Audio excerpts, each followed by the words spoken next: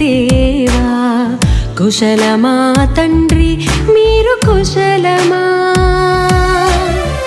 కుశలమా తండ్రి మీరు కుశలమా? మా ఆత్మలకు తండ్రి అయిన దేవా కుశలమా తండ్రి మీరు కుశలమా? కుశలమా తండ్రి మీరు కుశలమా? మీ మేలు తలంచని లోకం కోసం, మీ మేలు తలంచని లోకం కోసం, నేను ఓదార్చలేని లోకం కోసం చూపే నీ ప్రేమ వెలకట్టలేనిది తండ్రి. నువ్వు చూపే మమత వర్ణించలేనిది తండ్రి. మా ఆత్మలకు తండ్రి అయిన దేవా కుశలమా తండ్రి మీరు కుశలమా? కుశలమా తండ్రి మీరు కుశలమా?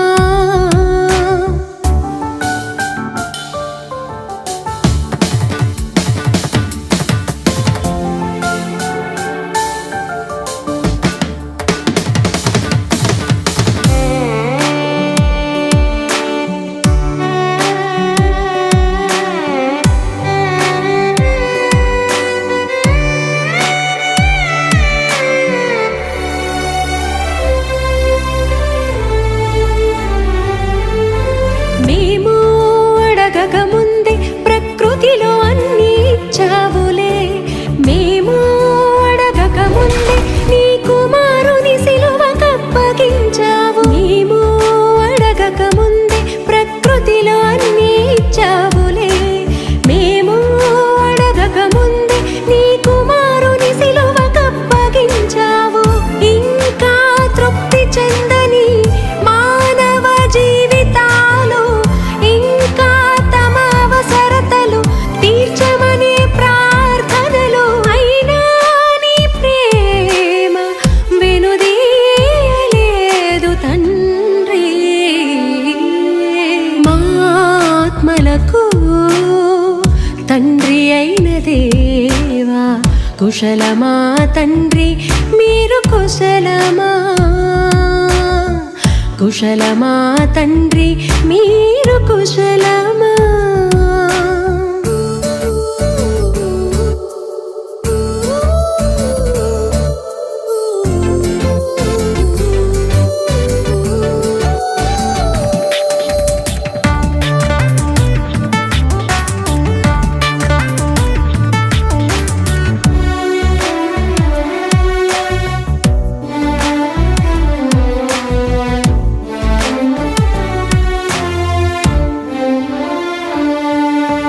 తండ్రి నీ చిత్తమును ఎరిగిన వారు లేరులే.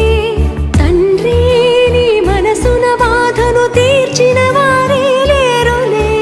తండ్రి నీ చిత్తమును ఎరిగిన వారు లేరులే. తండ్రి నీ మనసున బాధను తీర్చిన వారే లేరులే. మీ ప్రియ కుమారుడు మా కొరకు బలి అయినట్లు మా సహోదరుల కొరకు ప్రాణం పెట్టాలి మేము. తండ్రి నీ చిత్తమును నెరవేరుస్తాము తండ్రి. మా ఆత్మలకు తండ్రి అయిన దేవా కుశలమా తండ్రి మీరు కుశలమా? కుశలమా తండ్రి మీరు కుశలమా?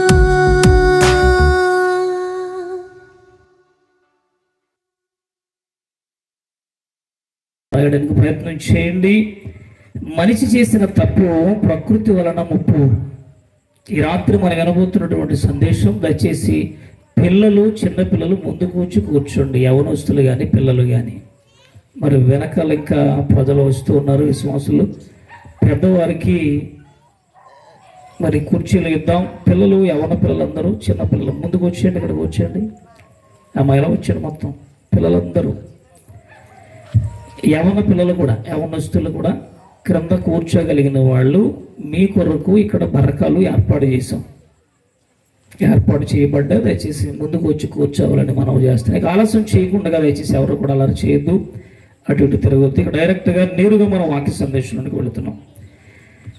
మనిషి చేసిన తప్పు ప్రకృతి వలన ముప్పు. ఒకసారి మీరు అందరూ చెప్పండి సంతోషంగా. ఎర్ర సముద్రంలో 2 పాయలు అయినట్టుగా ఒక పాయ నుంచి శబ్దం వస్తుంది, 2వ పాయలో నుంచి శబ్దం రావట్లే.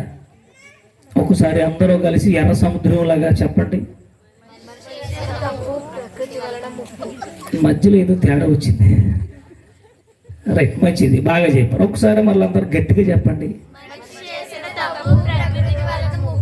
ఎందుకంటే ఇది మరలా మీకు ఆఖరి వరకు గుర్తుండిపోవాలి.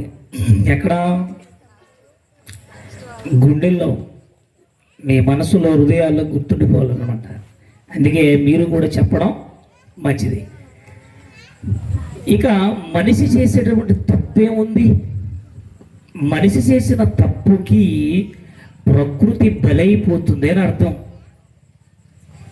ఈ రాత్రి మనం వినబోతున్నటువంటి సందేశానికి ఉన్నటువంటి టైటిల్ లేదా అంశం పేరేంటంటే, మనిషి చేసినటువంటి తప్పుకి లేదా తప్పులకు, మానవులు చేస్తున్నటువంటి తప్పులకు ప్రకృతి బలైపోతుంది అని అర్థం. మనిషి తప్పు చేస్తే ప్రకృతి ఎందుకండి బలవుతుంది? ప్రకృతికి మనిషికి ఏమైనా సంబంధం ఉందా? ఉంది. మానవుడు భూమి మీద ప్రపంచ దేశాలలో 800 కోట్లకు ప్రజలు ఉన్నటువంటి, పైగా ఉన్నటువంటి ప్రజలు చేస్తున్నటువంటి తప్పులా అంటే తప్పే. ఏమిటి తప్పు? మనుషులు చేస్తున్నటువంటి తప్పేమిటి? ఒకవేళ మనుషులు తప్పు చేస్తే ప్రకృతి ఎందుకు బాధపడాలి, ప్రకృతికి ఎందుకు ముప్పు కలగాలి అనేది ప్రశ్న. బైబిల్ ఎప్పుడు కూడా ప్రశ్నార్థకంగానే ఉంటుంది. కాస్త మనసు పెట్టి మీరు ఆలోచన చేయండి. మీ అందరికీ మరొకసారి ఎన్నిసార్లు పెట్టాను మీరు లెక్క పెట్టుకోండి. కొద్ది నిమిషాలు దయచేసి మీ ఆలోచన, మీ హృదయాలు, మీ యొక్క ఆత్మీయ స్థితి కాసేపు వాక్యం మీద కేంద్రీకరించాలని ప్రభు పేరట మీకు మనవి చేస్తూ ఉన్నాను. లేదు బ్రతిమాలుకుంటున్నాను అని చెప్పచ్చు. మనిషి చేస్తున్నటువంటి, మానవులు చేస్తున్నటువంటి తప్పులకు ప్రకృతి ఎందుకు బలైపోతుంది, ప్రకృతికి ఎందుకు ముప్పు జరుగుతుంది అని అంటే, ఈరోజు మనిషి జీవితాన్ని మనం ఆలోచన చేసినప్పుడు మనిషికి కేంద్రస్థానమైనటువంటి కొన్ని అవయవాలు ఉన్నాయి. ఈరోజు మనం భూమి మీద బ్రతికి బట్టగట్టగలుగుతున్నామంటే, జీవిస్తున్నామంటే దానికి గల కారణం ఏంటంటే, దేవుడు మనకి చక్కటి దేహాన్ని ఇచ్చి, శరీరాన్ని ఇచ్చి, ఈ శరీరం నడిపించబడడానికి లోపట కొన్ని అవయవాలు ఏర్పాటు చేశాడు. మిషనరీ అనుకోండి, లేదా కొన్ని మిషన్లు మనకి సిద్ధపరిచాడు, దేవుడు సెట్ చేశాడు. అందులో ప్రధానమైనది కొన్ని విషయాలు మనం చూసుకుందాం. గుండెను మనం జాగ్రత్తగా చూసుకోవాలి. గుండె కనుక డ్యామేజ్ అయింది అనుకోండి, దాన్ని ఏమంటారంటే హార్ట్ అటాక్ అంటారు. అంటే గుండె అటాక్ చేసింది నీ శరీరం మీద. తోడవలసినటువంటి రక్తము కాస్త ఎక్కువ తోడొచ్చు, లేదంటే తక్కువగా తోడొచ్చు. అంటే గుండెను ఏర్పాటు చేశాడు దేవుడు. ఈ గుండె శరీరానికి ప్రధానమైనటువంటి అవయవముగా ఉన్నది. ఈ గుండె సరిగా పనిచేయలేదనుకోండి, హార్ట్ అటాక్, గుండె అటాక్ చేస్తుంది. ఇక నెక్స్ట్ బ్రెయిన్. ఇదిగో బుర్రలో ఉన్నటువంటి, మెదడులో ఉన్నటువంటి ఎంతో ఆలోచనలు, ఇదిగో శరీరాన్ని నడిపిస్తున్నటువంటి మరొక యంత్రం, మరొక అవయవం బ్రెయిన్. ఈ బ్రెయిన్ కాస్త డ్యామేజ్ అయిందనుకోండి, దాన్ని ఏమంటారు? Brain attack. అంటే బ్రెయిన్ కూడా మన శరీరం మీద, మన అవయవాల మీద దాడి చేసిందా అంటే అవును. ఇక మూడవదిగా కిడ్నీస్, ఇడ్లీలు. కిడ్నీలు ఉన్నాయి మనకి 2 3, అమ్మో 4 ఉన్నాయంటున్నారు. 2 కిడ్నీలు. ఈ కిడ్నీలు కాస్త ఫెయిల్ అయిందనుకోండి, కిడ్నీ ఫెయిల్యూలర్. అంటే కిడ్నీలు సరిగా పని చేయకపోతే ఏమండి మనం తినే ఆహారం ఫిల్టర్ అవ్వదు, సరఫరా సరిగా ఉండదు, ఇక దాని మీదట మన శరీరం మీద అటాక్. అంటే మనిషి అవయవాలలో కొన్ని ప్రధానమైనటువంటి యంత్రాలు ఉన్నాయి, లేదా అవయవాలు ఉన్నాయి, పార్ట్స్ ఉన్నాయి.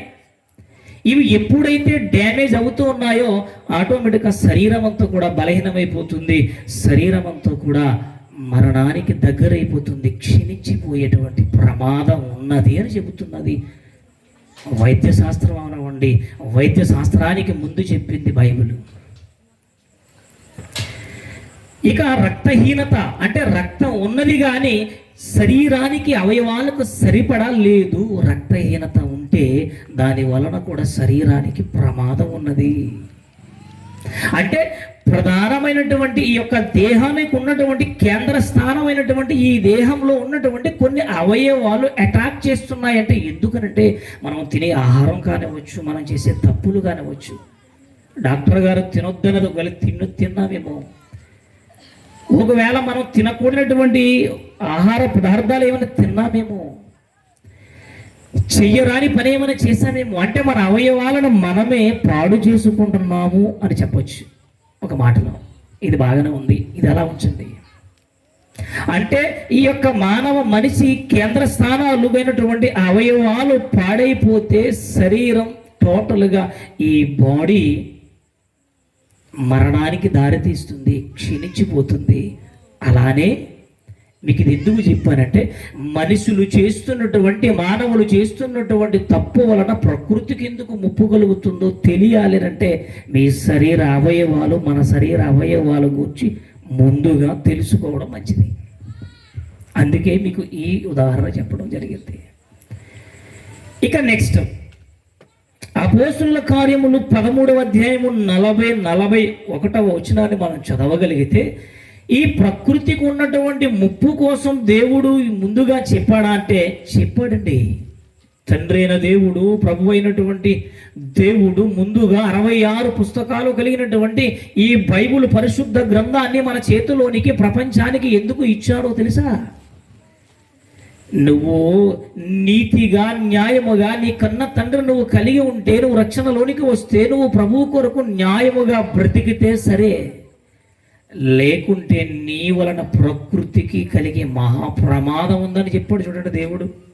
అపోస్తుల కార్యములు నెక్స్ట్ 13వ అధ్యాయము 40-41 వచనం 40-41. ఇదిగో 40-41 ఇదిగో తిరస్కరించు వారులారా ఆశ్చర్యపడుడి, ఏమండి నశించుడి. నాకు వినపట్లేదు, కొంచెం దగ్గర ఉన్న వాళ్ళు ఎవరైనా చదువునా బాగుండు, లేదా కొంచెం గట్టిగా చదవండి. మీ దినములలో నేను ఒక కార్యము చేసేదను, ఆ కార్యము ఒకడు మీకు వివరించినను మీరెంత మాత్రమును వినరు వినరు వినరు నమ్మరు నమ్మరు నమ్మరు వినరు నమ్మరు. నమ్మరా? నమ్మరంటండి. భూమి మీద, ప్రకృతిలో, విశ్వములో ఎన్నో భయంకరమైనటువంటి సునామీలు, అగ్ని పర్వతాలు, వరదలు, తుఫానులు, ఈ భయంకరమైన వేడిమి, ఇవన్నీ ఎందుకు, దీనికి గల కారణాలు మనుషులు వినరు, నమ్మరు, తెలుసుకోరట. తిన్నామా, పడుకున్నామా, తెల్లారిందా, ఎవరి ఘోష వారిది. పరిశుద్ధ గ్రంథాన్ని కలిగినటువంటి మనము, బైబిల్ చేత పట్టుకున్నటువంటి మనకి అర్థమైందా దేవుని మనసు? ప్రకృతిలో కలుగుతున్నటువంటి విపత్తుల గూర్చి ఏనాడైనా క్రైస్తవుడు కనీసం ధ్యానం చేశాడా? శాస్త్రవేత్తలు, పెద్దలు, అనేకులు, చదవరులు, విద్యావంతులు ధ్యానం చేయగలిగారంటే ఆ ప్రకృతి కన్నెర్ర చేసిందండి. ప్రకృతి కన్నెర్ర చేయడానికి గల కారణం ఎవరో తెలుసా? నీవు నేనే, మనమేనట. నేను ఒక సూచక క్రియ చేయబోతున్నాను, భూమి మీద జరగబోతున్నటువంటి భయంకరమైన విపత్తులు జరుగుతున్నా ఎవరు చూసినా పట్టించుకోరు, నమ్మరు. అంతేనంట అక్కడ ఉన్నమాట, లేదా వినరు, అంతేనా? నమ్మరు అనేను. ఎంత మాత్రమును నమ్మరు. ఒకసారి చెబితే సరిపోద్దిగా. ఎంత చెప్పినా నమ్మరట, ఎంత చెప్పినా నమ్మరట. మన కళ్ళ ముందు ప్రకృతిలో భయంకర విపత్తులు జరుగుతున్నా నమ్మరట. ఇక్కడ ఒక సీక్రెట్ మీకు చెప్పాలి. ఏంటి సీక్రెట్ అంటే, దేవుని వల్లరా, ఈ భూమికి వినాశనం కలగబోతుందని, కలుగుతుందని, ఈ భూమి అంతరించిపోతుందని, క్షీణించిపోతుందని, భూమి తన ఉనికి పట్టు తగ్గిపోయిందని, భూమికి ఉన్నటువంటి శక్తి సామర్థ్యత కోల్పోతుందని పెద్ద పెద్ద బడావల అంటే పెద్ద పెద్ద వాళ్ళు, డబ్బున్న వాళ్ళు, శాస్త్రవేత్తలు, కోటీశ్వరులు వాళ్ళకున్న ఆలోచనలు చెప్పమంటారా? భూమి పాడైపోతుంది, నాశనమైపోతుంది, ఉగ్రతకు పాలవడానికి సిద్ధంగా ఉందని కొంతమందికి అర్థమైందండి. అర్థమై వాళ్ళు ఏం చేశారు తెలుసండి? ఇదిగో చంద్రమండలంలో చంద్రుడి దగ్గర స్థలాలు కొనుక్కున్నారు. నేను అంటాను, పిచ్చోళ్ళు అంటాను. భూమి మీద బాలేదని, భూమి మీద బ్రతకడానికి అవకాశం లేదని, నెక్స్ట్ భూమి అంతా కూడా నాశనం కాబోతుందని తెలుసుకున్న వీళ్ళు బడావల పెద్దవాళ్ళు, పెద్దవారు చందమామ దగ్గరికి వెళ్ళారు. అక్కడ స్థలాలు కొనుక్కున్నారు. ఎందుకంటే ఇల్లులు కట్టుకుంటారట. ఇప్పుడు మీకు పచ్చి నిజాన్ని చెప్తాను చూడండి. ఆమోసు గ్రంథం 9వ అధ్యాయము 6వ వచనం. ఆమోసు గ్రంథము 9వ అధ్యాయము 6వ వచనం. త్వరగా మనం ముందుకు వెళ్ళిపోదాం. ఆమోసు గ్రంథము 9వ అధ్యాయము 6వ వచనం చదవండి. ఆకాశమందు తన కొరకై మేడగదులు కట్టుకును వాడును, ఆకాశ మండలమునకు భూమి మీద పునాదులున్నాయట. ఆకాశానికి భూమికి ఏమైనా సంబంధం ఉందంటే ఉంది. ఇంకా మీకు క్లారిటీగా అర్థమవుతుంది. యోబు గ్రంథంలోనికి వెళ్ళండి. త్వరగా ముందుకు వెళ్ళిపోతున్నాను నేను. యోబు గ్రంథము 38వ అధ్యాయము 33వ వచనాన్ని చదవగలిగితే అసలు ఆకాశానికి, విశ్వానికి, భూమికి ఏమైనా సంబంధం ఉందనంటే బైబుల్ అంటుంది ఉంది. ఆకాశ మండలపు కట్టడలను నీకు తెలుసా? దానికి భూమి మీద ఏమండి ప్రభుత్వములు నీవు స్థాపించగలవా? చాలండి. ఆకాశ మండలములో, ఆకాశములో మేడగదులు కట్టుకుంటున్నారట. కట్టుకోలేదు, ఇంకా కట్టుకోవడానికి సిద్ధపడుతున్నారు అనమాట. ఎంత అజ్ఞానంగా ఉన్నారు చూడండి ఈరోజు సమాజం. ఆకాశ మండలంకి వెళ్ళి గృహాలు కట్టుకోవడానికి, ఇల్లులు కట్టుకోవడానికి సిద్ధపడుతున్నారంటే అసలు భూమిని వదిలి ఎక్కడికి వెళదాం అనుకుంటున్నావు? అసలు భూమి విశ్వానికి కేంద్ర స్థానం, ప్రభుత్వము భూమే. ఈరోజు ఒక్కొక్క దేశానికి ఒక్కొక్క ప్రభుత్వం ఉంటుందండి. ఒక్కొక్క దేశానికి ఒక్కొక్క ప్రభుత్వం ఉంటుంది. ఒక్కొక్క రాష్ట్రానికి ఒక్కొక్క ప్రభుత్వం ఉంటుందండి, ఒక్కొక్క పాలన. ఇలా ఒక్కొక్క దానికి వేరు వేరు గవర్నమెంట్ లేదంటే పాలన జరుగుతూ ఉంటుంది కదా. అలానే భూమి మీద ఏముందో తెలుసండి? ఈ విశ్వానికి నవగ్రహాలకు, 8 గ్రహాలకు సంబంధించినటువంటి, భూమితో 9 గ్రహాలకు సంబంధించినటువంటి బటన్ ఎక్కడుందో తెలుసా? భూమి మీదే ఉంది. ఈ భూమి గనక లేకపోతే, ఇది భస్మీపట్టణం అయిపోతే నువ్వెక్కడ జీవిస్తావు? మిగిలిన గ్రహాలు ఉండవు. ఇది తెలియదు అనుకుంటాను వీళ్ళకి. బైబిల్లో అడిగితే చెప్తుంది బైబిల్.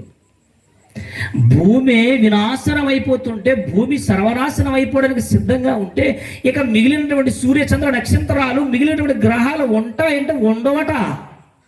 ఇంకెక్కడ ఉంటావు నువ్వు? వీటన్నిటికీ కేంద్ర స్థానం ప్రభుత్వం. కట్టడలు ఎక్కడున్నాయి తెలుసండి? భూమి మీదే ఉన్నాయి. భూమి ఉంటేనే విశ్వం ఉంటుంది. భూమి ఎప్పుడైతే కాలిపోతుందో ఇక విశ్వం వినాశనం అయిపోతుంది. ఇది తెలియదా మనకి? ఇంకెక్కడ దాక్కుంటారు చెప్పండి? ఇంకెక్కడ బ్రతికి బట్ట కట్టగలరు? ఎక్కడ దాగుందాం అనుకుంటున్నారు? ఏ గ్రహంలోనికి వెళ్ళి నివసిద్దాం అనుకుంటుంది ఈ మానవ జాతి? బైబిల్ అనేది ఇది చెబుతుంది. తండ్రి అయిన దేవుడు మనకు నేర్పిస్తున్న, ప్రపంచానికి నేర్పిస్తున్నటువంటి ఉన్నతమైన పాఠాలు మన చేతిలో ఉన్నాయి ఈ పరిశుద్ధ గ్రంథంలో. ఎక్కడ తలదాచుకుంటారు చెప్పండి? ఇంతకీ మనిషి చేసిన తప్పేంటి? ప్రకృతికి ముప్పేంటి? ఆదికాండం ఇప్పుడు కేంద్ర స్థానమైనటువంటి విశ్వానికి ప్రభుత్వములు భూమి మీద ఉన్నాయి. ఇప్పుడు మానవుని అవిధేయతకు దేవుని బెత్తం ఏంటో చెబుతున్నాడు చూడండి. కొరడ అనుకోండి ఏమండి. ఇప్పుడు చూద్దాం ఆది కాండము 3వ అధ్యాయము 17వ వచనం. మనిషి వలన తప్పేంటి? మనిషికి, సృష్టికి, విశ్వానికి ఏమైనా లింక్ ఉందా? ఇప్పుడు బైబిల్ చూడండి, బైబిలే మనకు చెప్పాలి. బైబిల్ చెబితే అది వాస్తవం, నిజం, తప్పనిసరిగా నమ్మాలి. మనం నమ్మి తీరాలి. ఆదికాండం 3వ అధ్యాయం 17వ వచనం. ఆయన ఆదాముతో నీవు నీ భార్య మాట విని తినవద్దని నీకు చెప్పాను కదా నాయన ఆదామా, వృక్ష ఫలములు అన్నిటిని తినమన్నాను, కానీ ఆ తోటలో ఒక ఫలాన్ని తినొద్దు అని నీకు చెప్పినప్పుడు నువ్వెందుకు వినలేదు? భార్య మాట విన్నావు, సరే ఇద్దరు కలిసి తినేశారు. తినేసిన తర్వాత తప్పేముంది? ఇప్పుడు దేవుడు ఏమంటున్నాడు చూడండి, వృక్ష ఫలములను తింటివి గనుక నీ వలన ఆదామా, నాయన కుమారుడా, ప్రథమ కుమారుడా, భూమి మీద మానవ రూపం దాల్చినటువంటి ప్రధాన కుమారుడండి, ఏమండి మొట్టమొదటి కొడుకండి, తప్పు చేసేసాడండి. ఇప్పుడు దేవుడు అంటున్నాడు, నాయన ఆదామా, నీవు నీ భార్య చేసిన తప్పును బట్టి, నిన్ను బట్టి ఏ శాపం వచ్చిందో చూడండి. నీ నిమిత్తము నేలను శపించేశాను. అదేంటండి? ఏదో తెలుసో తెలియక చేసేసాడు ఆదాము గారు. భార్య చెప్పేసి తెచ్చి తినేసారు. పోనీలే, క్షమించాలి కదా దేవుడు. నేల ఎందుకు శపించబడింది? ఆదాము చేసినటువంటి తప్పుకి చిన్ని తప్పేగా. నేల శపితమైపోయింది, నేల శపించబడ్డది. ఆదామా, నిన్ను బట్టి నేలను శపించేశానయ్యా. ఎందుకు దేవునికి కోపం వచ్చింది? ఈరోజు ప్రారంభపు పలుకులుగా మిమ్మల్ని తీసుకుని వెళుతున్నాను, కాస్త దూరంగా తీసుకుని వెళతాను బైబిల్లోనికి. ఇక్కడే ఉండండి. పిల్లలు ఎవరు కూడా అల్లరి చేయొద్దు, మాట్లాడద్దు. నేను త్వరగా ముగిస్తా. ఇది అంత తొందరగా అయిపోయే అంశం కాదు ఇది. నేను త్వరగా దాటుకుంటూ వెళ్ళిపోతాను, కానీ కొద్ది నిమిషాలు మీరు వినాలి. నెక్స్ట్ ఇక్కడ ఆదామును వదిలేండి. ఇక కయ్యను దగ్గర వస్తే 4వ అధ్యాయం 10వ వచనంలో ఇక ఈ విషయాన్ని మీరు చదవక్కర్లేదు, నేను చెప్పేస్తాను. తన తమ్ముడైనటువంటి హేబేలును చంపేశాడు, అత్యాచారం చేశాడు, చంపినటువంటి నరహత్య చేశాడు, క్షమించండి, నరహత్య చేసినటువంటి అన్నయ్యకు దేవుడిచ్చినటువంటి శాపం ఏంటో తెలుసా? నీవు దేశ దిమ్మరివైపోతావు. పిచ్చోడైపోయాడు కయ్యను. ఇది అలమంచండి. ఇక 3వదిగా ఆదికాండం 19వ అధ్యాయము 24వ వచనానికి వచ్చేయండి. ఇప్పుడు చదువుకుందాం. ఆదికాండము 19వ అధ్యాయము 24వ వచనానికి వస్తే అక్కడ మరొక ఆయన ఒక సందర్భం కనబడుతుంది. అంటే ఇది మనం ఆదాము దగ్గర నుంచి, అవ్వమ్మ దగ్గర నుంచి, మన ఆది పురుషులైనటువంటి మన తల్లిదండ్రులైనటువంటి అవ్వ ఆదాముల దగ్గర నుంచి ప్రారంభించుకున్నాం. మీకు జస్ట్ అలాగలగలా దాటుకుంటూ మిమ్మల్ని తీసుకెళ్ళిపోతున్నాను. చదువుదాం 19:24. అప్పుడు యెహోవా సొదొమ మీదను గొమొర్రా మీదను యెహోవా యొద్ద నుండి గంధకములను అగ్నియు, అవి ఇప్పుడు మీకు చూపిస్తాను, లైట్లు ఆఫ్ చేయి. ఆకాశము నుండి గంధకములు కురవడానికి వాళ్ళు ఏం తప్పు చేశారు? ఇది చూడండి.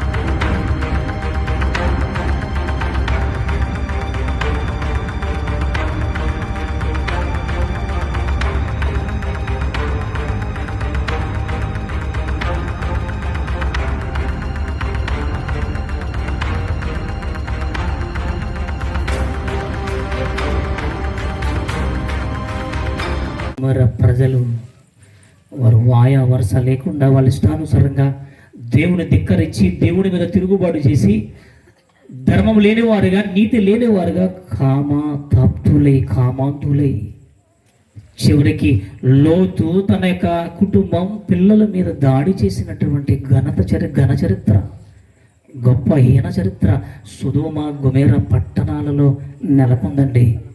వాళ్ళు చేసినటువంటి తప్పుకి దేవుడు తన ఉగ్రతను కురిపించేశాడు. ఇక ఈ అధ్యాయం మనం 19వ అధ్యాయాన్ని మనం చదవగలిగితే లోతు దినములలో జరిగినటువంటి ఘోరమైన సంఘటన. వాళ్ళు తప్పు చేశారు ఆ ప్రజలు, అవును. అందుకే దేవుడు సహించలేకపోయాడు.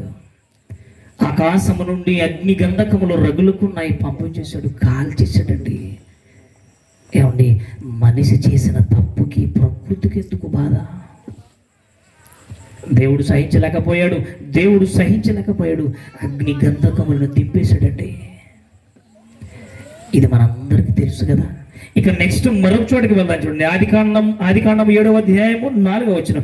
ఇక్కడ ఏం జరిగిందంటే నోవాహు దినములలో జరిగినటువంటి సంఘటన, అది కూడా చూపిస్తాను మీకు.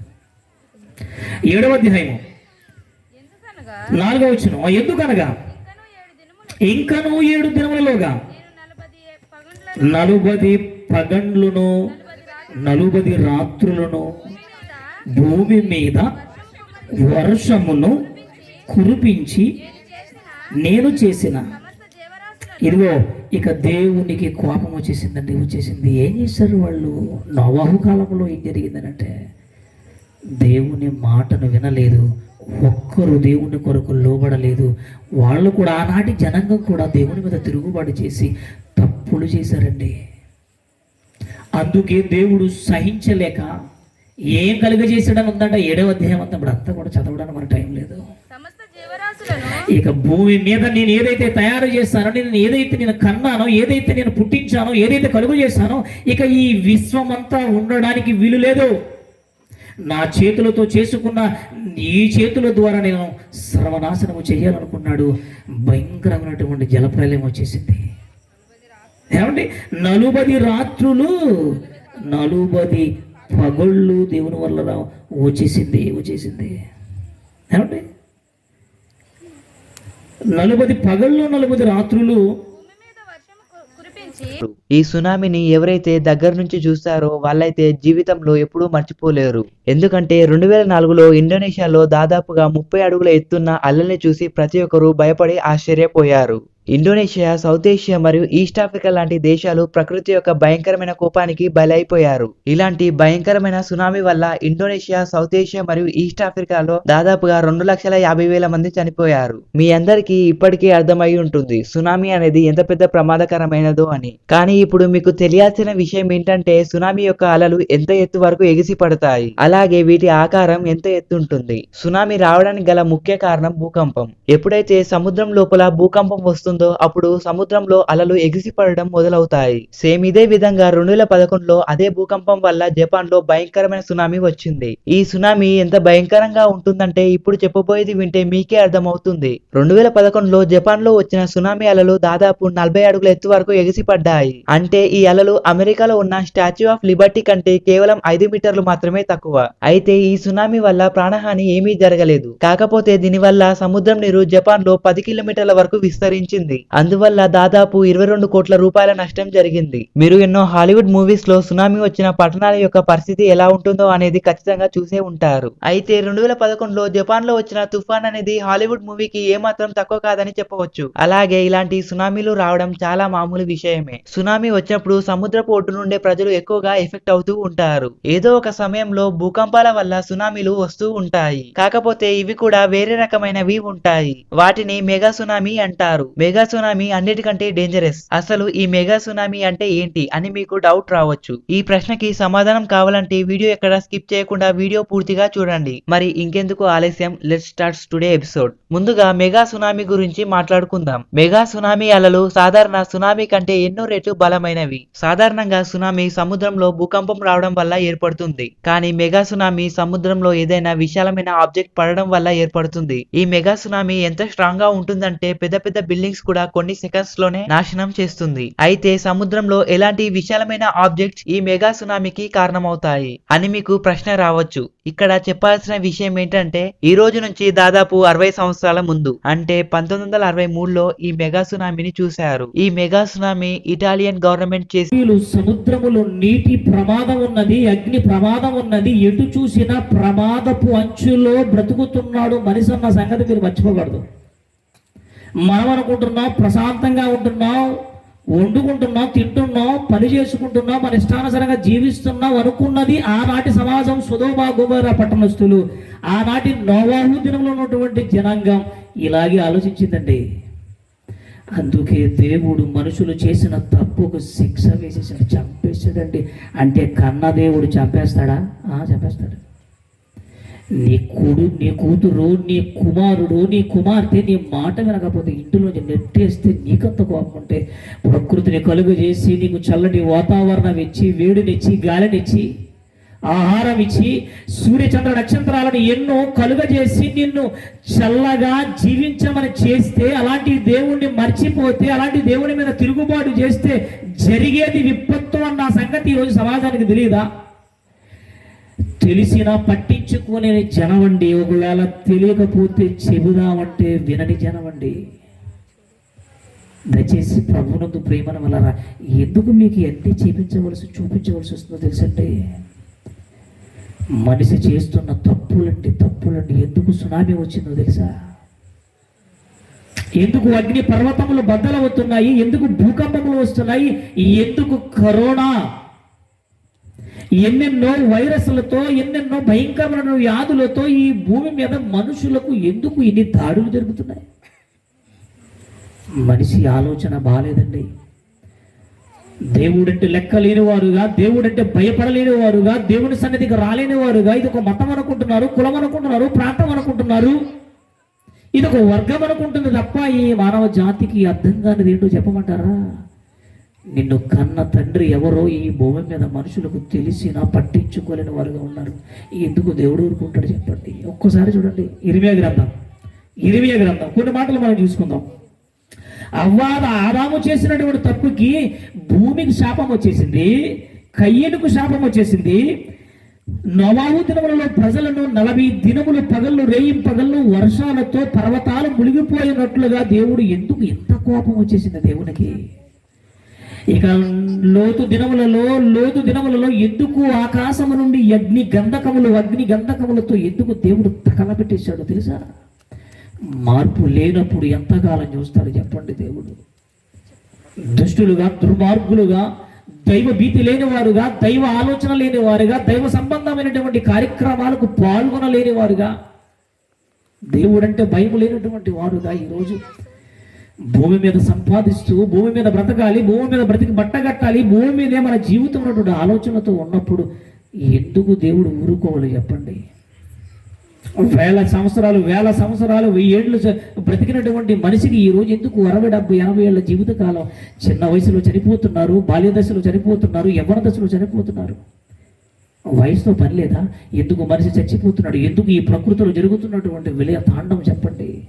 ఎందుకు సునామీలు, ఇంత భయంకరమైన సునామీలు చెప్పండి? సునామీ వచ్చిందంటే కొన్ని ఊళ్ళు తీసుకెళ్ళిపోతుందండి, మింగేస్తుందండి. ఎందుకంటే దానికి అంత శక్తి ఉంది. ఒక అగ్ని పర్వతం బద్దలయ్యిందంటే కొన్ని ఊర్లు తగలబడిపోతాయండి. ఎందుకంటే దీనికి అంత శక్తి. చూడండి అది ఎలా వస్తుందో. లావ అంటారు దాన్ని లావ అంటారండి. ఎంత భయంకరంగా, ఏదో మోటార్ పెడుతూ ఉన్నట్టు కనపడుతుంది అంటే దీని సౌండ్ లైట్ లాపొద్దు. బూడిద, రాక్స్, ఇతర వాయువులు కూడా వస్తాయి. అగ్నిపర్వతం భూమిలో ఉన్న 3వ లేయర్ దగ్గర ఏర్పడుతుంది. శాస్త్రవేత్తల చూడండి ఎలా వస్తుందో. ఏదో చాలా సంవత్సరాల వరకు నీళ్లు పోసినప్పుడు వస్తుంది అగ్గండి. లావంటది భూమిలో నుంచి తన్నుకుంటూ వస్తుంది చూడండి. అదే కాదండి, సముద్రపు అడుగున కూడా ఉన్నాయటండి ఈ అగ్ని పర్వతాలు. నమ్ముతారా మీరు? అతి భయంకరంగా ఉంటుంది. నమ్మడానికి కష్టమైన ఇది మాత్రం నిజం. దీన్నే రిఫ్ట్ అంటారు. సాధారణంగా టెక్టోనిక్ ప్లేట్స్ ఎక్కడ ఢీకొంటాయో మొత్తాన్ని నాశనం చేయగలదు. చూడండి, చివరికి నీటిలో విస్ఫోటనం జరిగితే లావా ఇంకా మ్యాగ్మా చివరికి సముద్రములోను కూడా సముద్రములో ఏముంటుంది, సముద్రములో కూడా అగ్ని పర్వతాలు బద్దలయ్యి ఏమంటే అగ్ని కక్కుకుంటూ వస్తుందండి. సముద్రం నీటిలోనా? ఏమంటే ఏదైనా మంటలు వస్తే మనం నీటితో అరిపేస్తాం, కానీ సముద్రం, మహాసముద్రములో పగిలిపోతున్నటువంటి అగ్ని పర్వతాలలో నుంచి అగ్ని వస్తుందా? ఆరిపోవట్లేదంటే ఎంత భయంకరమో మీరు ఆలోచన చేయండి. ఏమండి, మనం చల్లగా ఉన్నాం, ప్రశాంతంగా ఉన్నాం, జీవిస్తున్నాం అనుకుంటున్నామా? లేదండి. ఈరోజు దేశాలలో జరుగుతున్నటువంటి భయంకరమైనటువంటి సంఘటనలు మన కళ్ళ ముందు కనపడుతున్నప్పుడు మేలుకొనరా చెప్పండి? ఓ క్రైస్తవులారా, ఓ ప్రజలారా, ఎప్పుడు మేలుకుంటారో చెప్పండి? రేపు ఏమి సంభవించడో మీకు తెలియదు. అంతలో కనబడి అంతలో మాయమయ్యి ఊపిరి లాంటి, నీటి బుడగ లాంటి, గడ్డి పువ్వు లాంటి జీవితాలు కలిగిన మనకెందుకు చెప్పండి? ఎంత అతిశయం! మార్పు చెందరా ప్రజలారా? దేవుని కొరకు కష్టపడేవారు లేరు, దేవుని కొరకు ప్రయాసపడేవారు లేరు, దేవుని కొరకు నిలబడగలిగినటువంటి వారు ఉన్నారా చెప్పండి? ఆదివారం ఒక్కరోజు మందిరానికి పరిమితమైపోయారండి ఈరోజు క్రైస్తవ సమాజం అంతా. ఆదివారం వెళ్ళామా, కూర్చున్నామా, వచ్చామా, ఆశీర్వాదం తీసుకున్నామా, అది కాదండి క్రైస్తవం అంటే. మీరు సర్వలోకమునకు వెళ్ళి సృష్టికి చెప్పండి. సృష్టి ఏమంటుందండి? సృష్టికి చెప్పండి. వెళ్ళేది ఎవరు, కదిలేది ఎవరు? ఎందుకు ఇక్కడ ఈ సువార్త కూడక, ఎందుకు ఇంత డబ్బులు ఖర్చు పెట్టుకొని చెప్పవలసిన అవసరం ఏంటి చెప్పండి? కొద్ది మందినైనా అగ్నిలో నుండి లాగి రక్షించండి అయ్యా, రక్షించండి. ఏదో ఒక మాట వారిలో వదులుతుందేమో, బలపడుతుందేమో, పరిశుద్ధాత్మ దేవుడు వారిని కదిలిస్తాడేమో, వారిని భయంకరమైన అగ్నిగుండం నుండి, పాతాళం నుండి రక్షిస్తాడేమో. చెప్పండి అయ్యా, వెళ్ళి ఏదో ఒక వీధిలోనో, ఏదో ఒక గ్రౌండ్లోనో, ఏదో ఒక ప్రాంతంలోనో. ఏమంటే ఎల్లుండు మంగళవారం, సోమవారం రాత్రికి ద్వారక తిరుమల చిన్న తిరుపతి పక్కన వెంకట కృష్ణాపురంలో ఇలాంటి సభ కూడా ఏర్పాటు చేస్తున్నామండి. ఎన్నో అనేకమైన దూరాలు వెళుతూ ఉన్నాం. ఉచితమైన సువార్త, బ్రదర్ కూడా చెప్పాను, మమ్మల్ని మీరు ఉపయోగించుకోండి. మీరు మాకు కట్న కానుకలు ఇవ్వద్దు, మీరు మాకు కానుకలు ఇవ్వద్దు, ఇవంతా ఉచితం, ఫ్రీగా పెడతామండి. మాకు పని లేదా? డబ్బు ఎక్కువైందా? లేదు. ఈ ప్రకృతిలో మనుషుడు తప్పు చేస్తున్నాడు, ఈ ప్రకృతి వలన భయంకరమైన ముప్పు రాబోతుందని చెప్పమన్నాడు దేవుడు. అందుకే ఉచితంగా ప్రకటిస్తున్నాం ఈ సువార్త. ఒక్కరైనా మారతారేమో, కొంతమంది క్రైస్తవులైనా బలపడతారేమో, ప్రభు కొరకు ప్రయాసపడతారేమో అనేటువంటి ఒక ఆశ అండి. ఎక్కడో చిన్ని ఆశ. ఇర్మియా గ్రంథం, త్వరగా కొన్ని మాటలు తీసుకుందాం. ఇర్మియా గ్రంథం, నేను దాటుకుంటూ వెళ్ళిపోతున్నాను. ఇర్మియా గ్రంథము, దానికి ముందు నహోము గ్రంథము 1వ అధ్యాయం 2వ వచనం చూడండి. కొన్ని మాటలు చూద్దాం మనం. నహోము గ్రంథము దేవుని కోపము మహోగ్రత ఎలాగుందో చెబుతున్నాడండి. ఇవన్నీ బైబిల్లో ఉన్నాయి, మనకు తెలియదు కాదు. ఇది ఏదో కొత్త బోధ, లేదండి ఎక్కడి నుంచో మేము తీసుకొచ్చిన బోధ కాదండి. ఇది మీ చేతుల్లో ఉన్న పరిశుద్ధ గ్రంథంలో ఉన్న మాటలే. 1వ అధ్యాయం 2వ వచనం. యెహోవా రోషము గలవాడై ప్రతీకారము చేయువాడు. యెహోవా ఏమండి? ప్రతీకారము చేయును, ఆయన మహోగ్రత గలవాడును. యెహోవా ఏమండి? తన శత్రువుల కొరకు ప్రతీకారము చేయవాడు. ఏంటి శత్రువులు ఉన్నారు దేవునికి అంటే? అవునండి, ప్రజలేనండి దేవునికి శత్రువులుగా మారిపోయారు. వీళ్ళందరూ కూడా దేవుని పిల్లలు. దేవుడు కన్నాడు, పెంచుతున్నాడు, పోషిస్తున్నాడు. కానీ ప్రజలు దేవుని మీద తిరుగుబాటు చేసి దేవునికి శత్రువులుగా మారిపోయారు. అదన్నాడు, ఏ దేశమైతే నాకు విరోధముగా విశ్వాసఘాతకమై ఉన్నదో దానికి నేను విరోధిని. దేవుడే మనకి విరోధి అయితే ఇంకా మనం ఎక్కడ బ్రతుకుతాం చెప్పండి? గట్టిగా వర్షం కురిస్తే చచ్చిపోతాం, గట్టిగా ఎండగాసిందంటే చచ్చిపోతాం, గాలి ఆగిపోతే చనిపోతాం, సునామీ వస్తే ఏమండి బూడిదలాగా కలిసిపోతాం కదండి. ఏముంది మన దగ్గర చెప్పండి?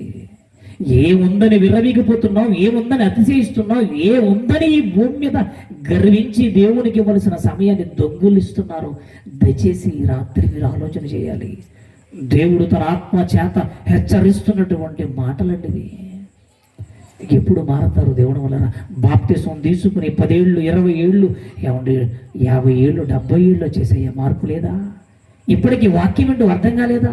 ఇప్పటికీ కనీసం నీ జీవిత కాలంలో, నీ ఆత్మీయ బ్రతుకులో, నీ భక్తి జీవితంలో కనీసం ఒక్క ఆత్మనైనా ప్రభువు దగ్గరికి నడిపించగలిగావా?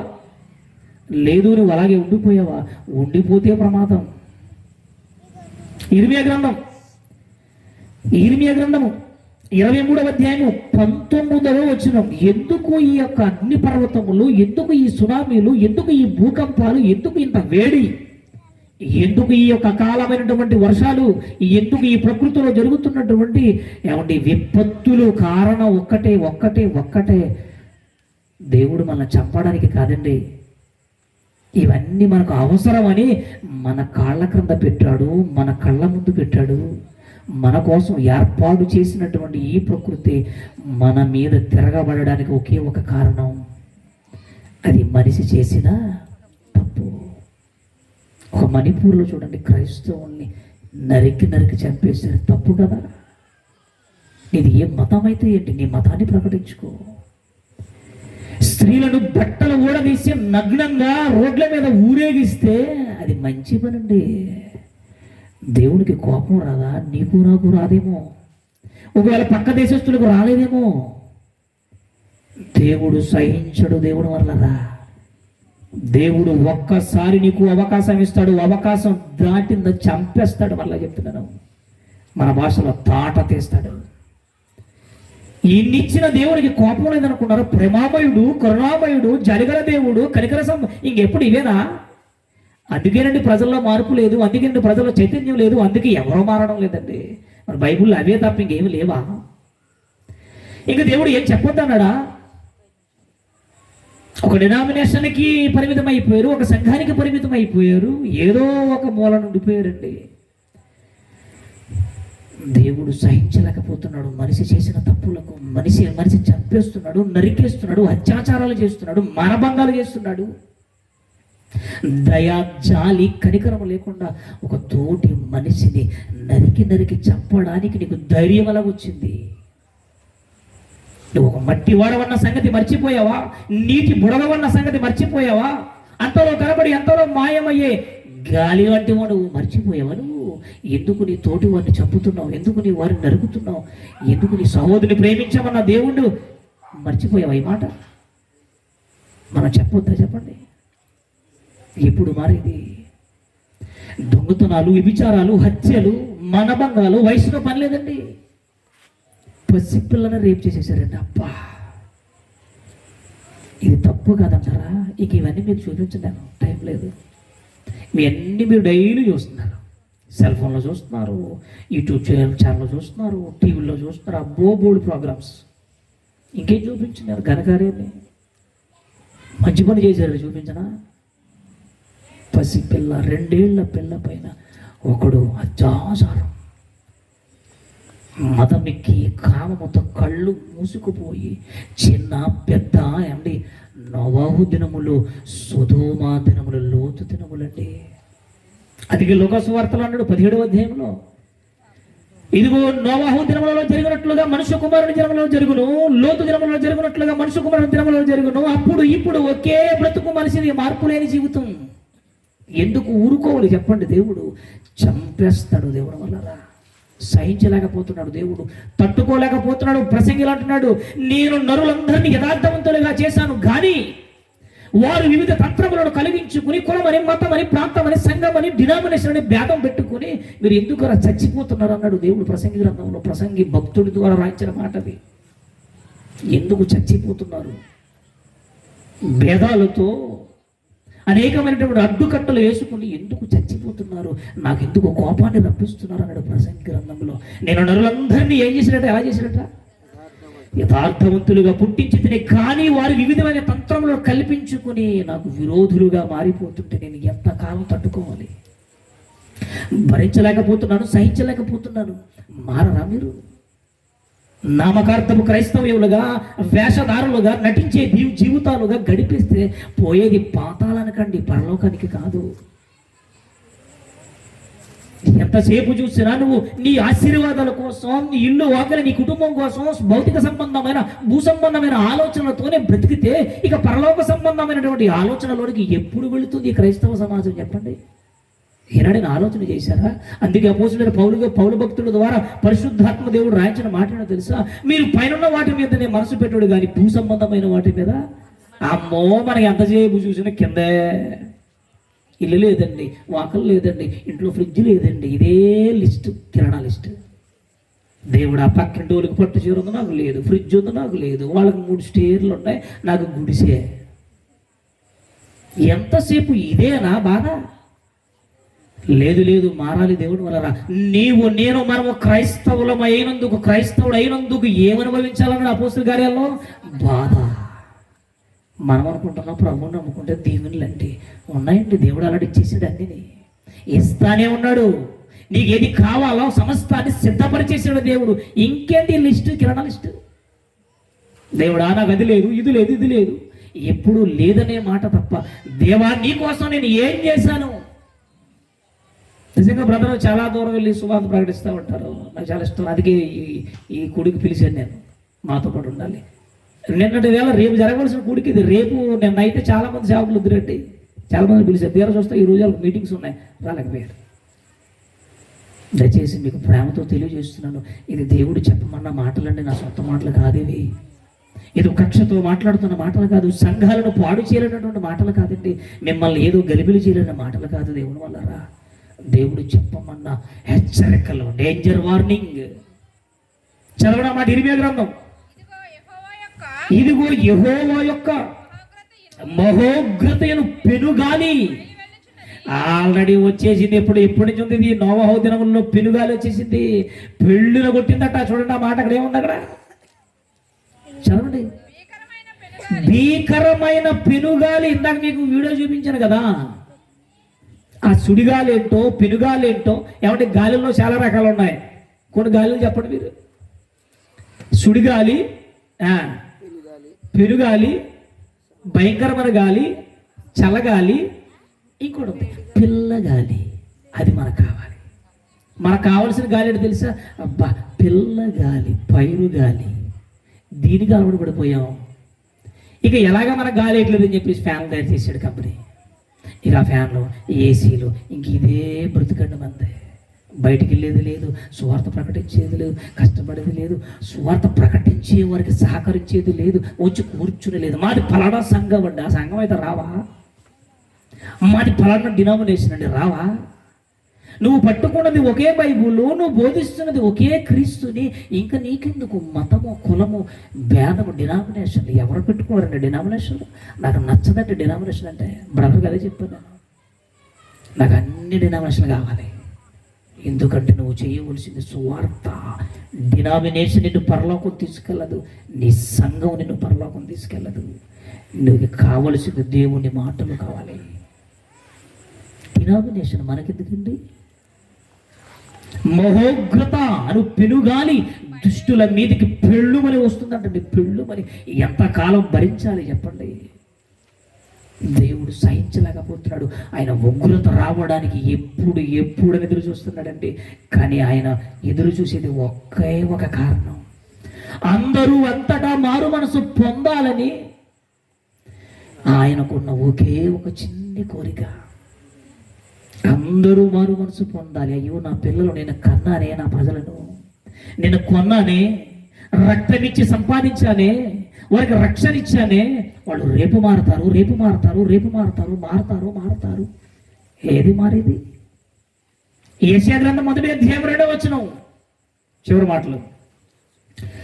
యెషయా గ్రంథము 1వ అధ్యాయం 2వ వచనం. యెహోవా మాట్లాడుచున్నాడు, ఆకాశమాను ఆలకించాలి. ఏమండి, ఈ విశ్వంతో దేవుడు మాట్లాడుతున్నాడు. దీంతో ఎందుకు మాట్లాడాలంటే ప్రజలు మాట్లాడట్లేదు కనుక. ప్రజలు చేసినటువంటి తప్పుల కోసం దేవుడు ఎవరితో మాట్లాడాలో తెలియక ఆయన ఆకాశంతో మాట్లాడుకున్నాడు. ఇంకా భూమి నువ్వు చెలియగ్గు, నేను ప్రజలను, నా పిల్లలు నేను కన్నాను, వాళ్ళు పెంచాను. ఇదిగో జీవాత్మనైన పరమాత్మనైన నేను వాళ్ళకు జీవాత్మను పంపించాను, వాళ్ళకు ఊపిరిని ఇచ్చాను, ఒక మట్టి బొమ్మ లాంటి ఒక మట్టిని దేహాన్ని వాళ్ళకి ఇచ్చాను. కానీ వాళ్ళు నా మీదే తిరుగుబడి చేశారు. గాడిదకు అర్థమైంది, జంతువులకు అర్థమయ్యాయి, విశ్వానికి అర్థమైంది, జీవరాశులకు అర్థమైంది, ప్రకృతికి అర్థమైంది. కానీ నేను కన్న నా పిల్లలకు అర్థం కాలేదు నా శక్తి ఏంటో, నా మహిమ ఏంటో వాళ్ళకి అర్థం కాలేదు. కనుక వాళ్ళు తప్పులు చేస్తూనే ఇంకా మగ్గిపోతున్నారు. నువ్వు వెళ్ళి చెప్పవయ్యా, ఓ ఆకాశమా నువ్వు దించే ఏంటది పెనుగాలి, భూమి నువ్వు వింటున్నావా నా మాటలు, తీసే నెరవిడిసేస్తే అది సముద్రము లేదు, గోదావరి లేదు, ఇక ఏమి లేదు, నెరవిడిసే మింగే. సముద్రంలో సునామీ ఏంటి, సముద్రంలో అగ్నిపర్వతాలు ఏంటి, సముద్రం నీటిలో అగ్గేటి నాకు అర్థం కావట్లేదు. ఓ లావా పర్వతమా నువ్వు పేలిపో, బద్దలవు, ఇక నేను సహించలేకపోతున్నాను. ఓ సముద్రమా నువ్వు వచ్చేయి, ఎక్కడికి కొన్ని ఊర్లు మింగే, ఇక నేను ఆగను. ఎంతకాలం ఎన్నిసార్లు గద్దించినను లోబడనటువంటి ప్రజల పైన ఏమొస్తుందట, హఠాత్తుగా నాశనం అన్నాడు సామెతల గ్రంథంలో. ఎన్నిసార్లు చెప్పినా వినరా, మారా. అయితే చివరికి వచ్చేది ఏంటి తెలుసా, నీ మీదకి పెనుముప్పు. రక్షణ పొందకుండా, బాప్తిసం తీసుకోకుండా, ప్రభు కొరకు కష్టపడకుండా చచ్చిపోతే మనం వెళ్ళేది పాతాళానికి, నిత్యాగ్ని దండన, పరలోకానికి వెళ్ళమండి. దయచేసి మీకు ప్రేమతో చెబుతున్నాను, దేవుడు మాట్లాడుతున్నాడు. ఆకాశమా నువ్వు సిద్ధంగా ఉన్నావా, వెళ్ళిపో. పెనుగాలి, ఏమండి భయంకరమైన గాలి, చల్లగాలి, పిల్లగాలి, ఓ గాలిలో నీకు ఎన్ని గాలిలు కావాలంటే వెళ్ళిపో. ధనాగారం ఉన్నట్టుగా, ఏమండి గాలికి దేవుడు ఏంటట, కోల్డ్ స్టోరేజ్ టైప్లో కట్టాడట. అవన్నీ ఉన్నాయి, అన్నీ ఉన్నాయి, బైబిల్ అన్నీ ఉన్నాయి. కీర్తన గ్రంథం 150 కీర్తన అంతా చదువుకోండి. కీర్తన గ్రంథం 150 అధ్యాయాలు, చివరి అధ్యాయం చదువుకోండి. ఆకాశమా నువ్వు దేవుని స్తుతించు, భూమి నువ్వు దేవుని స్తుతించు, ఓ విశ్వమా నువ్వు దేవుని స్తుతించు, సూర్యుడాను స్తుతించు, పిల్లలను స్తుతించు, ముసలివాళ్ళ మీరు స్తుతించండి, ఓ ప్రకృతి మీరు స్తుతించండి. 150 కీర్తన అవన్నీ మేము చదివించినప్పుడు, భూమి మీద ఉన్న సకల ప్రాణులారా మీ కన్న తండ్రి మీరు స్తుతించండి అయ్యా, ఆరాధించండి అయ్యా. ఎందుకు నిద్రపోతున్నారు? కొంతమంది ఉంటారండి, ఎంత ఎలా చెప్తున్నావా, ఎక్కడా ఉంటారు. మీరు మంచోళ్ళే, మిమ్మల్ని అంటలేదు. ఓ సేవకుడు దేవుని పిల్లలారా ఓ అంటే అంటారు, అదొక జబ్బు. ఇలాంటి వాళ్ళు ఇంకెప్పుడు మారండి. సేవకుడు నిలబడి చక్కగా 4 మాటలు చెప్తే అవన్నీ మరి ఎప్పుడు విన్నాయిలేండి, ఏమంటాం, బుర్ర పాడు చేసేస్తున్నాడు ఆ పాస్టర్ గారు. చెప్పిందే చెప్తాడు, ఏమంటావు డైలీ. అబ్బా అంత చిరాక, అంత పరాక. అయితే రాసేసుకో, పాతాళం గ్యారెంటీ. ఎవరికి? నాకే. నువ్వు సహించలేనప్పుడు, దేవుని వాక్యానికి లోబడలేనప్పుడు, దేవుని కోసం కనీసం కొంత సమయాన్ని ఇవ్వలేనప్పుడు, కష్టపడలేనప్పుడు రాసేసుకోండి మీరు ఇంటికి దారా, నాకు గ్యారెంటీ పాతాళం. బైబుల్ ఎప్పుడు చెప్పింది ఏంటో తెలుసా, నువ్వు కూర్చో, బాప్తిసం తీసుకొని భజన చేసుకో, చెక్క భజన అని చెప్పలే. సర్వలోకమునకు వెళ్ళి ఆలోచించండి. రాజేష్ గారు ప్రతి సంవత్సరం పెడతారు, మేము సహకరిస్తూ ఉంటాం. ఫోన్ చేసాం, అయ్య గారు మీ విశ్వాసులు కూడా పంపించండి. తప్పనిసరిగా సార్ మాకు ప్రార్థన ఉంది, ఈరోజు మా ప్రార్థన ఆపేసి మీ మీటింగ్ పంపిస్తామన్నాడు ఆయన. చాలా వండర్ఫుల్ అండి. సార్ చెప్పండి పడుతుంది. కొంతమంది సేవకులు ఉంటారు, కుదరదు, మా మీటింగ్ మాదే, మా మీటింగ్ వదిలేసి మీ మీటింగ్కి ఎందుకు, అదొక రకం. అంతే. మధ్యాహ్నం చేసిన ఆయన రాజేష్ గారికి అవతల పైడిపాక మన సభలు పెట్టారు. ప్రతి సంవత్సరం మనం వస్తూ ఉంటాం. ఆయన ఫోన్ చేశాను మధ్యాహ్నం, తమ్ముడు చైతన్య అన్నాడు అని, ఆయన కూడా చేయండి. ఫోన్ చేశా, అయ్యగారు ఏం పర్లేదు, మాకు ఈరోజు ప్రార్థన ఉంటుంది, మా ప్రార్థన క్యాన్సిల్ చేసుకుని మా విశ్వాసులు మీ దగ్గర పంపిస్తాం. మరి ఎంతమంది వచ్చారో నాకు తెలియదు. ఇక్కడ దయచేసి సేవకుల్ని ఎప్పుడు చిన్న వేయకండి, ఎవరిని కూడా తక్కువగా చూడకండి. సేవకుడు ప్రాణాలు తెగించి మీకోసం, లోకం కోసం, ప్రజల కోసం, ఏమండి దేవుని పనిలో సాగిపోతున్న ఒక మహా సైనికుడే సేవకుడు. అలాంటి సేవకులకి సహకరించాలి, సంఘాలకు సహకరించాలి. వాళ్ళు ఎవరైతే మనకేంటి, ఏ సంఘం అయితే మనకేంటి చెప్పండి, మనకు కావాల్సింది వాక్యం. చివరికి అపవాది తప్పు చేశాడు. ఎక్కడ? ఆకాశ మండలంలో. ఇదిగో దేవుని కన్నా పరలోకంలో తండ్రి కన్నా నా సింహాసనము పైన ఉండాలి అనుకున్నాడు. దేవుని కన్నా పైన వేసుకోవాలనుకున్నాడు. దేవునికి అర్థమైపోయింది, ఇక నుంచి నువ్వు ఉండడానికి వీళ్ళైతే గెట్ అవుట్, తోసేసాడు కిందకి. ఇంక ఇదంతా చదవడానికి టైం లేదు, యెషయా గ్రంథంలో ఉంటుంది. తప్పు చేశాడు, అదే సాతాను చేశాడు. ఇప్పుడు ప్రపంచాన్ని ఏమంటే ఆకాశంలో పరలోకములో తప్పు చేసినటువంటి అపవాది, ప్రధానమైన దూత అపవాదిగా మారిపోయి భూమి మీద ఒక మూలపడి ప్రపంచాన్ని తప్పులోనికి నడిపించేశాడండి. తప్పులోనికి నడిపించేశాడు. ఇక క్రైస్తవులను లేదు, వాళ్ళని లేదు, చిన్నని లేదు, పెద్దని లేదు, ముసలని లేదు, అందరినీ తప్పు త్రోవలో నడిపించేశాడు. ఆ మాట ఎక్కడ ఉందంటే చదవద్దు. కొరింథీయులకు రాసిన 2వ పత్రిక 4:4 ఉంటుంది. ఈ యుగ సంబంధమైన దేవత అవిశ్వాసులు ఈ మాట మర్చిపోకండి. అవిశ్వాసులైన వారి గుడ్డు ఏదైనా మనోనేత్రములకు గుడ్డోళ్ళు చేసేసింది, గుడ్డ కట్టేసింది, నల్లగుండ. న్యాయ దేవతకు ఉంటుంది. ఏంటది? బ్లాక్ క్లాత్ ఉంటుందండి. న్యాయదేవత ఉంటుంది కదా, కోర్టులో న్యాయదేవత ఉంటుంది. ఆ దేవతకి ఇలా కళ్ళు కట్టేస్తారు, అంటే చూడకూడదనా. పైగా ఏ క్లాత్? బ్లాక్, నల్లగుండ. ఇప్పుడు అపవాది సర్వలోకాన్ని మోసం చేసేసాడు. యుగ సంబంధమైన దేవత ఏం చేశాడు తెలుసండి? అవిశ్వాసులైన వారి మనోనేత్రాలు, ఆత్మనేత్రాలకు ఏం చేశాడు? గుడ్డితనాన్ని కలుగు చేసి గుడ్డోళ్ళు చేసేసాడు. మీరు ఏమి తెలియకుండా చేసేసాడు. మీరు ఏ పని చేయకుండా చేసేసాడు. హాయిగా తినండి, సుఖించండి, నా ప్రాణమా తిను త్రాగు, ధనవంతుడు అనుకున్నాడు, పోయాడు పాతాళానికి. దయచేసి మీరు అలా ఉండకూడదండి. ఎందుకు ఈ సువార్త సభ, ఎందుకు ఇంత ఖర్చు, ఎందుకు ఇంత కష్టం అని అంటే ఇదిగో ఈ మాటలు చెప్పడానికి. దయచేసి మీకు ప్రేమతో తెలియజేస్తున్నాను. చివరి మాట ప్రార్థన చేసుకుందాం. ఒక పాట చూసి ఎబ్రీ పత్రిక 3:17 ఎబ్రీ రాసిన పత్రిక 3:17 ఎందుకు దేవుడు తన ఉగ్రతను కురిపిస్తున్నాడో ఈ మాట చూడండి. ప్రార్థన చేసుకుందాం ఒక పాట చూసుకుని. ఎందుకు దేవుడు 3:17 ఎబ్రీ రాసిన పత్రిక 3వ అధ్యాయం 17వ వచనం ఏమండి? ఎవరి మీద 40 ఏండ్లు ఆయన కోపించెను, పాపము చేసిన వారి మీదే కదా.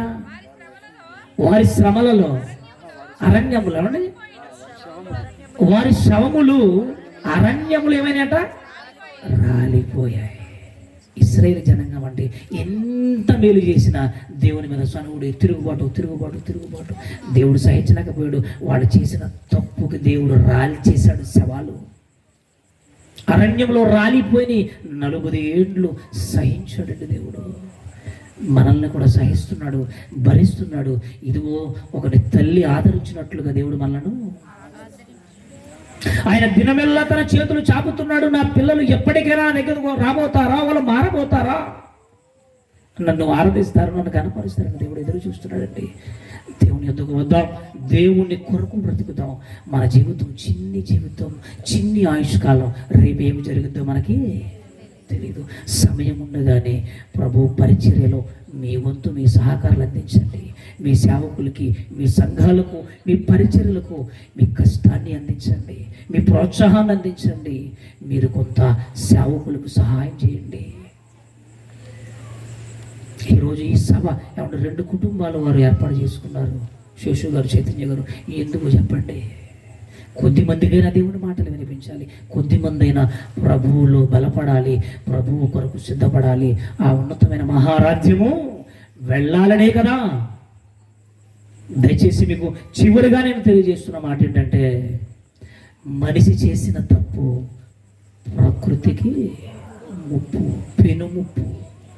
మనం చేసిన తప్పుల వల్లనే ఈ ప్రకృతి మండిపడుతుంది, దేవుడు రాకడ దగ్గర అవుతుంది. దయచేసి మారండి, మీ మనసు మార్చుకోండి, ఆలోచన మార్చుకోండి, మీ సిద్ధాంతాలు మార్చుకోండి. ప్రభువు కొరకు కష్టపడండి, ప్రయాసపడండి, శ్రమపడండి. కొన్ని ఆత్మలైన ప్రభువు కొరకు సిద్ధపరచండి. ఈ పాట చూడండి, లైట్స్ ఆఫ్ చేయబోము. ఈ పాట చూసుకుని చివరిగా మనం ప్రార్థన చేసుకుందాం.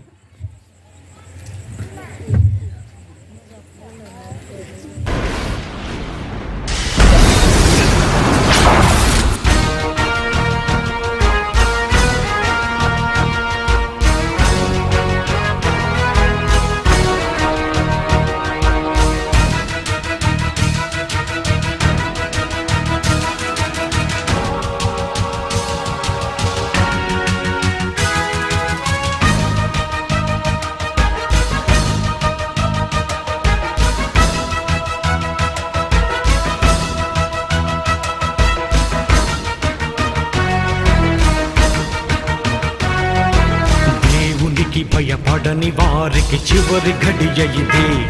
దైవాన్ని నమ్మిన క్రైస్తవులకు మేలు కొలుపే ఇది. ఈ ప్రకృతే దేవుని ఆయుధం, ఈ ప్రకృతే దేవుని ఆయుధం. మార్పులేని మనిషిని శిక్షించడానికి మనిషిపై వస్తుంది ఈ ప్రళయం. తన లెక్క పూర్తయినంత వరకు ఆగది ప్రళయం. మార్పు పొందు ఈ దినం, లేకపోతే తుది దినం.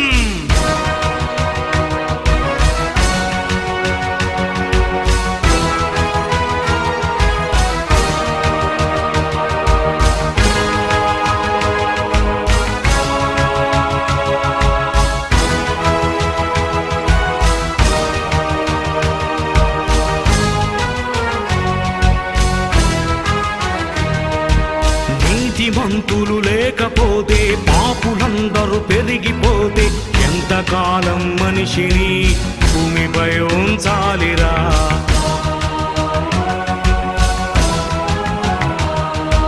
మనిషి కోసం పరితపించే దేవుడిని ప్రక్కనే పెడితా, మనిషిని ఈ భూమిపై ఎందుకు ఉంచాలిరా?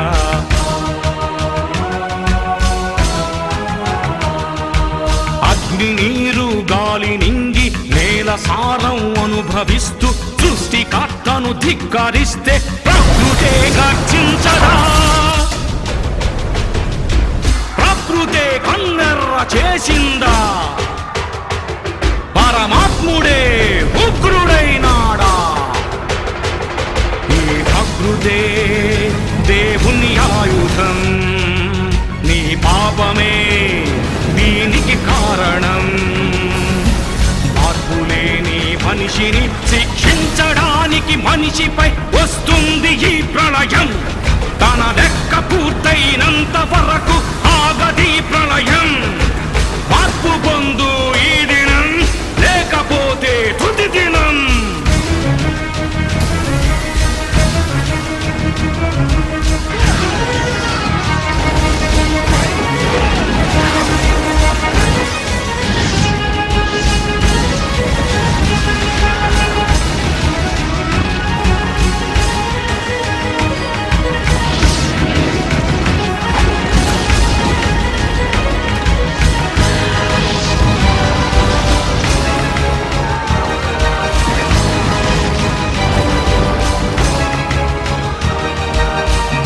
మనిషిని చంపుతుంటే, ఉగ్రవాదం పెరుగుతుంటే, నరుడు మృగముగా మారితే ఎందుకు ఉంచాలిరా?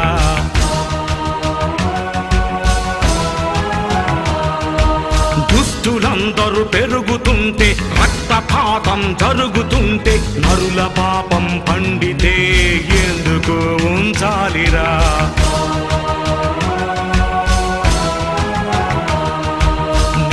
నాదని, నింగినాదని, దేవుడంటే లెక్కలేదని సృష్టికర్తను ధిక్కరిస్తే ప్రకృతే గర్జించదా? పెనుగాలి నాపే దమ్ము లేదు మనుషులెవ్వరికి, జల ప్రళయమాపే దమ్ము లేదధికారులెవ్వరికి. ఈ ప్రకృతే దేవుని ఆయుధం. నీ పాపమే దీనికి కారణం. మార్పులేని మనిషిని శిక్షించడానికి మనిషిపై వస్తుంది ఈ ప్రళయం. తన లెక్క పూర్తయినంత వరకు ఆగది ప్రళయం. మార్పు పొందు ఈ దినం, లేకపోతే తుది దినం.